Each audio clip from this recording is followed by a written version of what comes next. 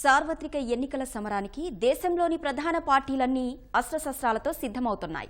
అధికార భాజపా సహా ప్రధాన ప్రతిపక్షమైన కాంగ్రెస్ పార్టీలు అధికారమే లక్ష్యంగా పావులు కదుపుతున్నాయి. ఈ రెండు జాతీయ పార్టీలు వారి వారి కూటముల భాగస్వామ్యంతో ప్రణాళికలు రచిస్తున్నాయి. ఇదిలా ఉంటే 10 ఏళ్లుగా కేంద్రంలో అధికారంలో ఉన్న భారతీయ జనతా పార్టీ మాత్రం మూడోసారి మోదీనే అనే నినాదంతో ముందుకెళ్తోంది. మోదీ గ్యారంటీ దేశానికి గ్యారంటీ అని ప్రజల్లోకి వెళ్తోంది. 10 ఏళ్ల పదవీ కాలంలో దేశ ఖ్యాతిని విశ్వవ్యాప్తం చేసిన ప్రధాని చరిష్మాతోనే హ్యాట్రిక్ కొట్టాలని భాజపా భావిస్తోంది. దీంతో ఎన్డీఏ కూటమి భాగస్వామ్యంతో 400కు పైగా సీట్లు, సొంతంగా 360 సీట్లు గెలుపొందాలని లక్ష్యంగా పెట్టుకుంది. మరి అధికార భాజపా ఈ ఎన్నికల్లో విజయం సాధించేందుకు నరేంద్ర మోదీనే నమ్ముకోవడానికి కారణాలేంటి? మోదీ గ్యారంటీ భాజపాకు కలిసొస్తుందా? ఏ అంశాల ఆధారంగా విజయం సాధించాలని భాజపా భావిస్తోంది?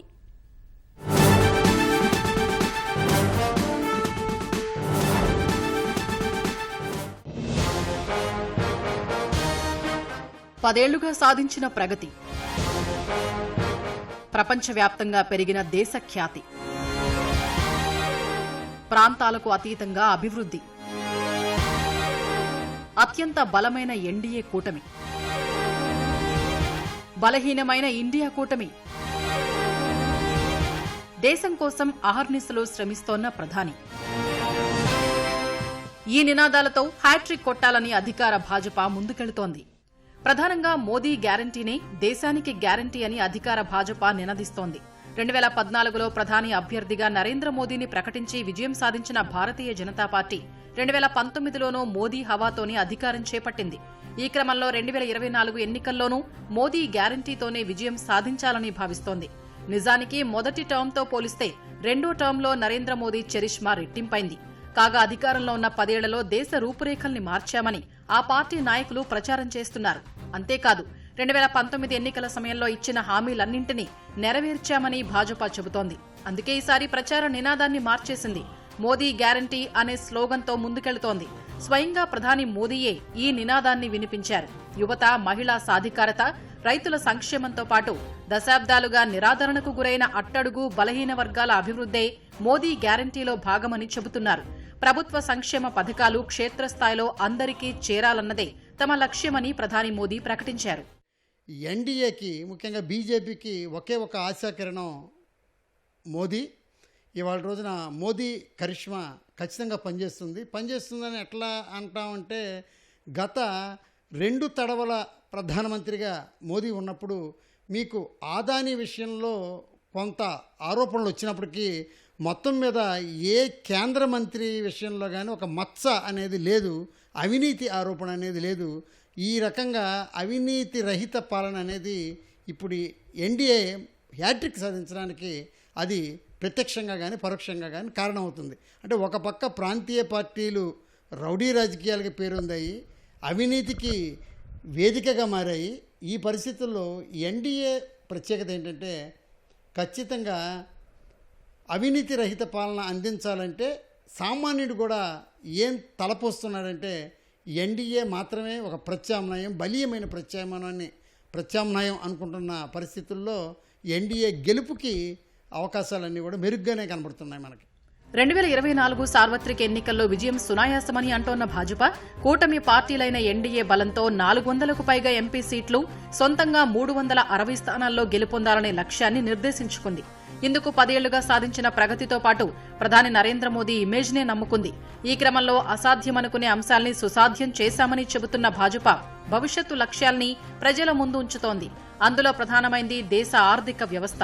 2014లో భాజపా అధికారం చేపట్టే సమయంలో ప్రపంచంలో 10వ స్థానంలో ఉన్న దేశ ఆర్థిక వ్యవస్థ 10 ఏళ్లలో 5వ స్థానానికి చేరుకుంది. దీనిని రాబోయే రోజుల్లో 3వ స్థానానికి తీసుకురావడమే ధ్యేయమని ప్రధాని ప్రకటించారు. దీంతో పాటు స్వాతంత్ర్యం సిద్ధించిన నాటి నుంచి అభివృద్ధి చెందుతోన్న దేశంగానే ఉన్న భారతావనిని 2047 వరకు అభివృద్ధి చెందిన దేశంగా మార్చాలనేదే లక్ష్యమని మోదీ చెబుతున్నారు. వీటితో పాటు ఏళ్లుగా భారతదేశానికి సమస్యలుగా మారి దేశాభివృద్ధికి ఆటంకంగా మారిన ఆర్టికల్ 370 రద్దు చేసి దేశాభివృద్ధిలో తమ చిత్తశుద్ధిని ప్రజల ముందుంచే ప్రయత్నం చేస్తోంది. ఈ 2024 సార్వత్రిక ఎన్నికల్లో ప్రధాని శ్రీ నరేంద్ర మోడీ గారి ప్రభావం గురించి చెప్పాలంటే ఎన్నో చారిత్రాత్మక నిర్ణయాలు ఇంకా మరెన్నో ఏళ్లుగా నలుగుతున్న సమస్యలకు పరిష్కారం తీసుకొచ్చారు. ఉదాహరణకు సిఏఏ పౌరసత్వ సవరణ చట్టం అయితేనేం గాని, జమ్మూ అండ్ కాశ్మీర్ లో ఆర్టికల్ 370 రద్దుపరుస్తూ ప్రజాస్వామ్యత పాలన అందించేందుకు రాష్ట్రాలుగా ఏర్పాటు చేయడం, ఇంకా ఎన్నో ఏళ్లుగా నలుగుతున్న అయోధ్య సమస్యకు పరిష్కారం చూపించడంతో పాటు అయోధ్యలో రామ మందిరం నిర్మించడం, ఇతర దేశాలతో మంచి ద్వైపాక్షిక సంబంధాలు నెరపడంలో తనదైన ముద్ర వేశారు. ఉదాహరణకు ఖత్తర్లో 8 మంది మాజీ నేవీ అధికారులను మరణశిక్ష నుండి తప్పించేందుకు మోదీ గారు చేసిన కృషి శ్లాఘనీయం. 2024 పార్లమెంట్ ఎన్నికల్లో భాజపా రథసారథి మోదీ మాత్రమే అనే స్థాయికి ఆయన చరిష్మా పెరిగిపోయింది. ఇక్కడే కాదు, విదేశాల్లోనూ ఆయనకు మంచి క్రేజ్ ఉంది. ఏ దేశానికి వెళ్లినా అక్కడి ప్రజాప్రతినిధులు, ప్రజలు ఆయనకు బ్రహ్మరథం పడుతున్నారు. అందుకే ప్రధాని మోదీని విశ్వగురు అంటూ ప్రచారం చేసుకుంటోంది భాజపా. పైగా హిందుత్వానికి ప్రాధాన్యత ఇచ్చే వ్యక్తిగాను ఆయనకు ఆ వర్గంలో మంచి పేరుంది.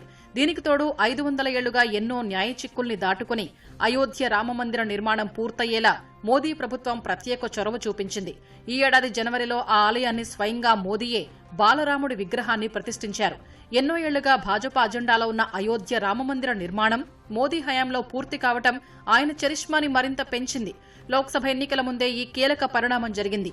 ఇది కావాలని చేసినా, అనుకోకుండా జరిగినా తమకు రాజకీయంగా లబ్ధి చేకూరుస్తుందని భాజపా విశ్వాసం. ఈ రెండింటితో పాటు ఎప్పటి నుంచో అమల్లోకి తెస్తామని చెబుతూ వచ్చిన పౌరసత్వ సవరణ చట్టానికి ఈ మధ్యే లైన్ క్లియర్ అయింది. ఇవన్నీ కీలక హామీలే. ఎన్నికల ముందే ఇవన్నీ జరగటం వల్ల భాజపాకి ఈ సార్వత్రిక ఎన్నికల్లో కలిసొచ్చే అంశాలుగా విశ్లేషకులు చెబుతున్నారు. ఎన్డీఏ కూటమి నేషనల్ డెమోక్రటిక్ అలయన్స్, ఎన్డీఏలో 40కి పైగా పార్టీలు ఉన్నాయి. అలాగే 1998లో ఈ ఎన్డీఏ కూటమి ఫామ్ అయింది. ముఖ్యంగా ఎన్డీఏ కూటమి భారతదేశ ప్రధాని మోడీ గారు చరిష్మాతో ముందుకు వస్తున్నాయి.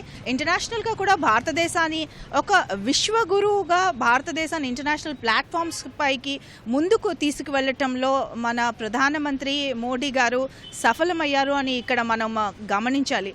కోవిడ్ సమయంలో అందించినటువంటి ఈ ఫుడ్ సపోర్ట్ అయితేనేమి కానీ, అలాగే ప్రజెంట్ ఎంటర్‌ప్రెన్యూర్‌షిప్‌కి మన దేశంలో ఎన్డీఏ ప్రభుత్వం ముఖ్యంగా మోడీ గారు పెద్దపీట వేశారని చెప్పాలి. ఈ స్కిల్ ఇండియా క్యాంపెయిన్ ద్వారా అలాగే స్టాండప్ ఇండియా క్యాంపెయిన్ ద్వారా, అలాగే నారీ శక్తి లోన్స్ ద్వారా, ఇటు ముద్రా లోన్స్ ద్వారా, అలాగే వివిధ రూపాలలో ఈ ఎంటర్‌ప్రెన్యూర్‌షిప్ డెవలప్మెంట్కి భారతదేశంలో జరుగుతున్నటువంటి కృషి మొత్తం ప్రపంచవ్యాప్తంగా ఒక చర్చనీయ అంశం అయింది.